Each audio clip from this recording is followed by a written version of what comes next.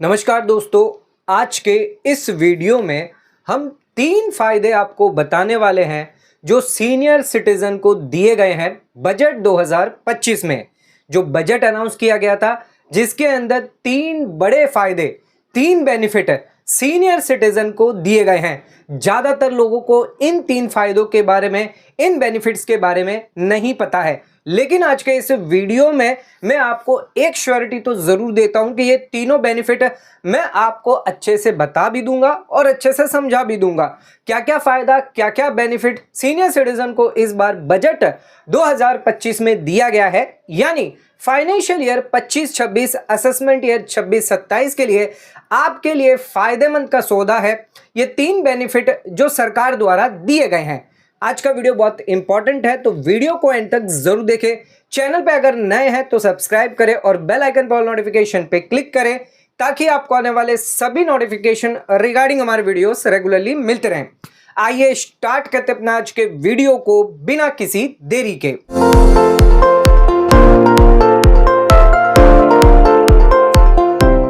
दोस्तों आइए स्टार्ट करते अपना आज के वीडियो को और बात करते हैं सीनियर सिटीजन को 3 फायदे, 3 बेनिफिट बजट 2025 में दिए गए हैं।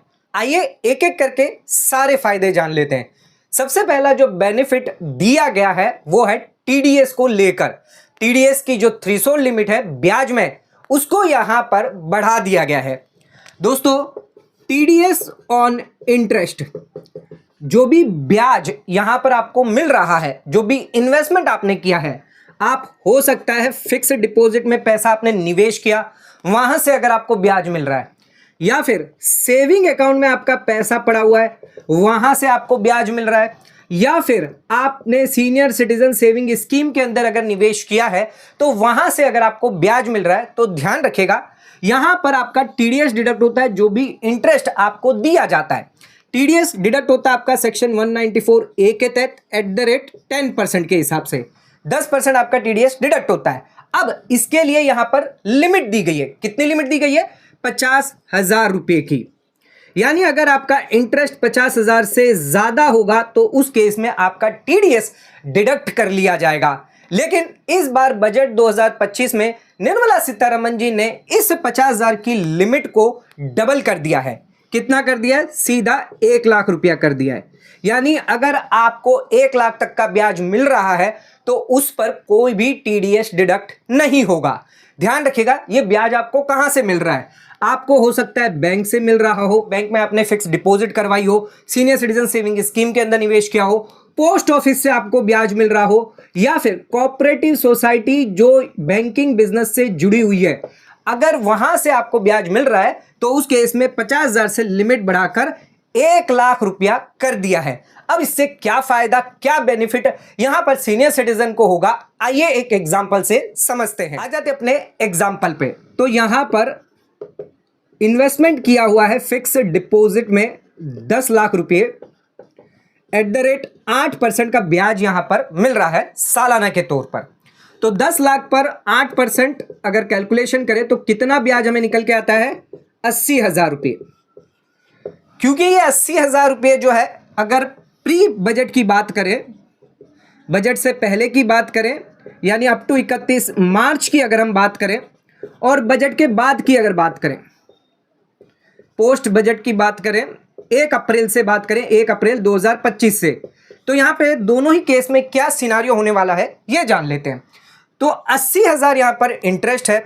हमें पता है टीडीएस की लिमिट पहले 50,000 थी, अब 1 लाख हो गई, तो 50,000 से ज्यादा है क्योंकि 80,000 है, तो उस केस में 80,000 पर आपका टीडीएस 10% की रेट पे डिडक्ट होगा, यानी 8,000 टीडीएस आपका जमा कर दिया जाएगा सरकार को, और 72,000 बाकी का ब्याज आपको दे दिया जाएगा।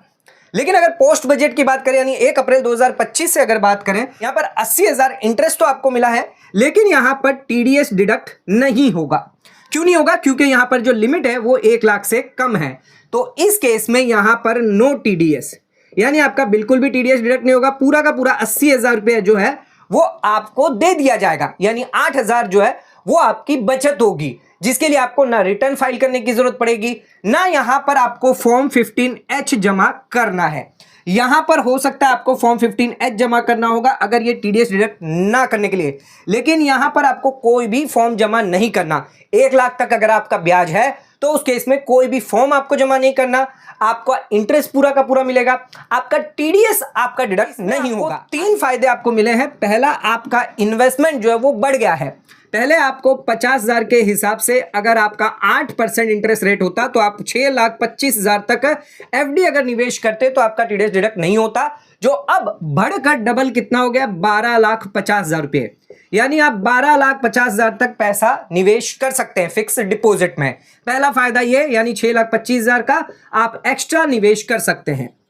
दूसरा बेनिफिट आपको यह हो गया कि आपका 50,000 आपको एक्स्ट्रा मिल रहा है जिस पर 10% टीडीएस डिडक्ट होता, यानी 5,000 की एक्स्ट्रा बेनिफिट, 5,000 ऑलरेडी था, यानी टोटल आपको 10,000 का बेनिफिट टीडीएस सेविंग हो गया है। टीडीएस आपका सेव हो चुका है 10,000 रुपये तक। इसके अलावा तीसरा बेनिफिट आपका इसमें है कि 15H और या 15G आपको जमा नहीं करना अगर आपका 1 लाख तक का इंटरेस्ट है। 1 लाख से ज्यादा भी हुआ लेकिन बिलो बेसिक एग्जम्पशन लिमिट से कम है तो उस केस में भी आपको 15H जो है वो जमा नहीं करना। अपने दूसरे फायदे पे जो सीनियर सिटीजन को दिया गया है, ऐसे सीनियर सिटीजन जो रियल स्टेट में निवेश करते हैं, प्रॉपर्टी में निवेश करते हैं, अपनी प्रॉपर्टी को लेट आउट करते हैं, तो उस केस में बजट 2025 में निर्मला सीतारमण जी द्वारा यहां पर फायदा अब आपको दिया जाएगा। क्या फायदा, क्या बेनिफिट दिया जाएगा, आइए जान लेते हैं। तो दोस्तों यहां पर आपको टीडीएस में बेनिफिट मिलने वाला है, टीडीएस ऑन रेंट। ध्यान रखिएगा, अगर आपने प्रॉपर्टी लेट आउट करी है इन्वेस्टमेंट के पर्पस के लिए, आप यहां से रेंटल इनकम कमा रहे हैं, तो उस केस में आपका जो टेनेंट है वो आपका टीडीएस डिडक्ट करता है और सरकार को जमा करता है। टीडीएस यहां पर 194I के तहत डिडक्ट किया जाएगा एट द रेट 10%। अब यहां पर 10% तो डिडक्ट किया जाएगा, लेकिन कितने अमाउंट पर? यहां पर कोई थ्रेशोल्ड लिमिट दी गई है, तो यस यहां पर थ्रेशोल्ड लिमिट दी गई है 2,40,000। ये थ्रेशोल्ड लिमिट ईयरली दी गई है, यानी चाहे आपका 2 लाख रुपया हो या 2,40,000 तक हो, आपका यहां पर कोई भी टीडीएस डिडक्ट नहीं होगा। अब सरकार ने बजट 2025 में इस 2,40,000 को बढ़ाकर 6 लाख कर दिया है, 6 लाख सालाना कर दिया है, यानी 3,60,000 यहां पर सीधे सीधे आपको फायदा दिया है। 3,60,000 पर अगर 10% देखें तो 36,000 अब आपका एक्स्ट्रा और टीडीएस जो है वो नहीं कटेगा, यानी टैक्स सेविंग होगी, टीडीएस की सेविंग होगी। टोटल देखे जाए तो 60,000 की टीडीएस की आपका सेव होगा। ये 60,000 सीधा का सीधा आपके पॉकेट में आने वाला है। पहले ये 2,40,000 सरकार के खाते में होता, 2 लाख से 40,000 से अगर ज्यादा आपका होता तो उस केस में जितना भी आपका टीडीएस होता, मान लीजिए अगर 25,000 का टीडीएस है तो ये सरकार को चला जाता, अगर 2.5 लाख का आपको रेंट मिला है। लेकिन अब यहां पर 60,000 रुपये तक आपके पॉकेट में रहेगा। 60,000 रुपये जो है वो अब सीधे सीधे आपको पैसा यहां पर रेंट दिया जाएगा। टेनेंट यहां पर आपका टीडीएस डिडक्ट नहीं करेगा। लेकिन इसमें भी एक यहां पर जो है क्वेरी है। क्या क्वेरी है? ये जो 6 लाख दिए गए हैं इसको सरकार ने कुछ अलग तरीके से प्रेजेंट किया है। किस तरीके से प्रेजेंट किया, आइए जान लेते हैं। दोस्तों ये जो 6 लाख रुपए यहां पर सरकार ने लिमिट रखी है, 2.5 लाख से बढ़ाकर जो 6 लाख रखी है ईयरली, जब आप बजट की लैंग्वेज देखते हैं तो वहां पर ये 6 लाख जो है वो 50,000 पर मंथ के हिसाब से कहा जा रहा है।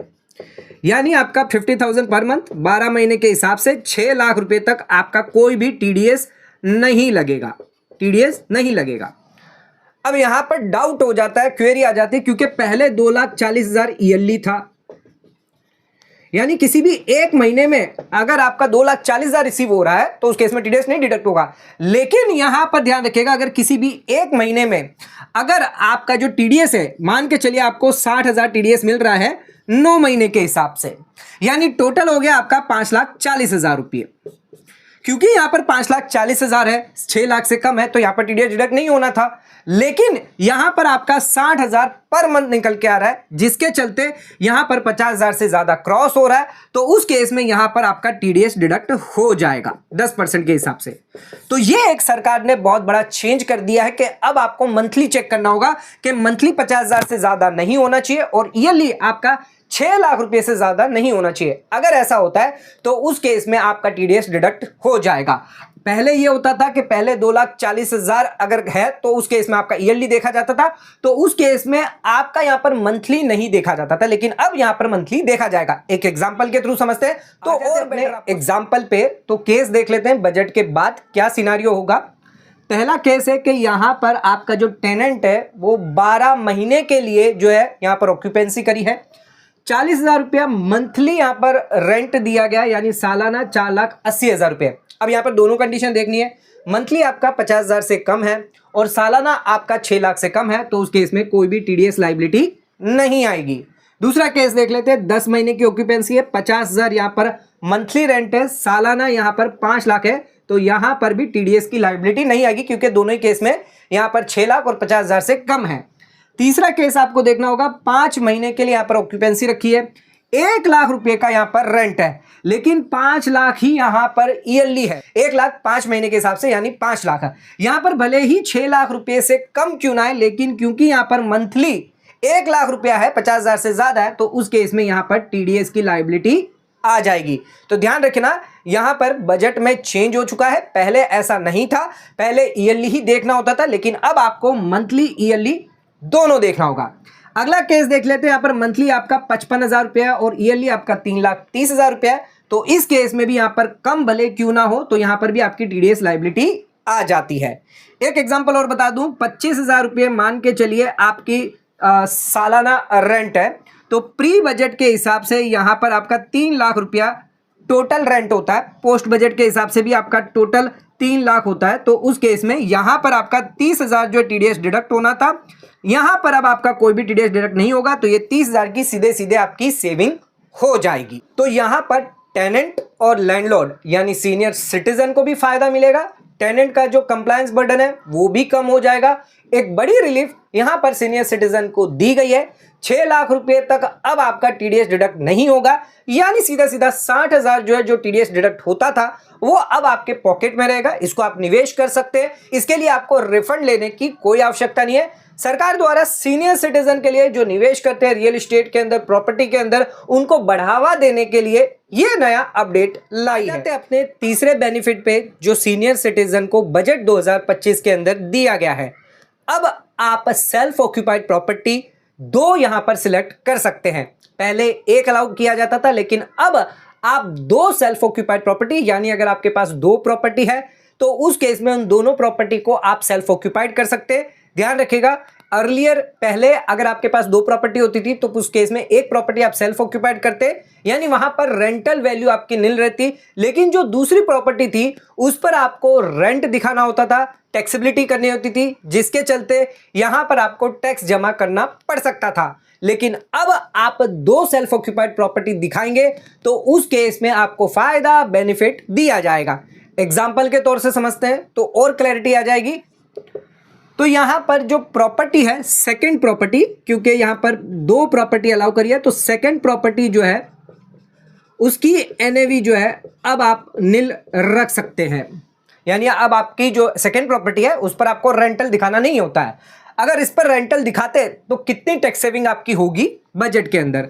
तो बजट 25 में क्या फायदा आपको मिलेगा, मान के चलिए यहां पर आपका 20,000 का रेंट था, 20,000 मल्टीप्लाई बाई 12, तो ये आपका हो गया 2,40,000 का रेंट। इस पर आपको 30% स्टैंडर्ड डिडक्शन अगर कम कर दें, यानी 72,000 यहां पर आपका कम हो जाएगा, नेट आपका हो जाएगा 1,68,000। ये हो गई आपकी टैक्सेबल रेंट इनकम। अब 1,68,000 पर आपको टैक्स देना होता, तो 30% अगर टैक्स रेट में अगर आप होते तो उस केस में आपकी टैक्स लायबिलिटी आ जाती 50,400 रुपये। इस पर 4% अगर सेस जोड़ लें तो 2011 का सेस, यानी 52,411 आपको सरकार को टैक्स जमा करना होता। ये 52,000 रुपया आपको सरकार को टैक्स जमा करना पड़ता, क्योंकि आपकी 2 हाउस प्रॉपर्टी है। एक हाउस प्रॉपर्टी में जो आपकी सेल्फ ऑक्यूपाइड प्रॉपर्टी होगी उसमें आप नील एनएवी दिखाएंगे, लेकिन दूसरी प्रॉपर्टी डीम्ड लेफ्ट आउट मानी जाती है, डीम्ड लेफ्ट आउट मानी जाएगी। इस पर आपको जो है टैक्स सरकार को 52,411 रुपये देना है अगर आपका 20,000 का रेंट है। लेकिन अब ये पूरा का पूरा 52,000 रुपया आपकी टैक्स सेविंग हो जाएगी, क्योंकि अब आपकी जो सेकंड प्रॉपर्टी है उसको भी यहां पर सेल्फ ऑक्यूपाइड माना जाएगा।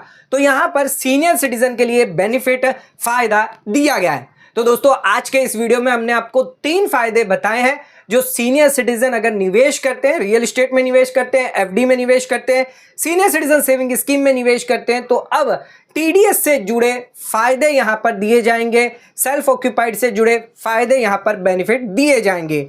आज का वीडियो अगर आपको पसंद आए तो वीडियो को लाइक से सब्सक्राइब करना ना भूलें, वीडियो को ज्यादा ज्यादा शेयर करें ताकि और लोगों तक इसकी नॉलेज पहुंचे। अगर आपके कोई डाउट है, क्वेरी है तो नीचे कमेंट करके आप हमें पूछ सकते हैं। वीडियो को शेयर करें, लाइक करें, सब्सक्राइब करें। आज का वीडियो खत्म करते हैं। धन्यवाद।